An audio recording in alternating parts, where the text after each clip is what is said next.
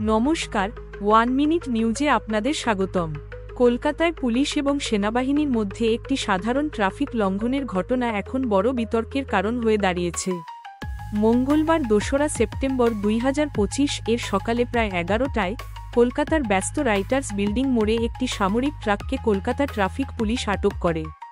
অভিযোগ, ট্রাকটি বেপরোয়াভাবে গাড়ি চালিয়ে পুলিশ কমিশনার মনোজ কুমার বর্মা এর কনভয়ের কাছে একটি নিষিদ্ধ নো রাইট টার্ন নিয়েছিল, যার ফলে একটি বড় দুর্ঘটনা প্রায় ঘটেই যাচ্ছিল। ট্রাফিক সার্জেন্টের অভিযোগের ভিত্তিতে হেয়ার স্ট্রিট থানায় মোটর ভেহিকেলস অ্যাক্টের অধীনে ট্রাক ড্রাইভারের বিরুদ্ধে একটি মামলা নথিভুক্ত করা হয়েছে।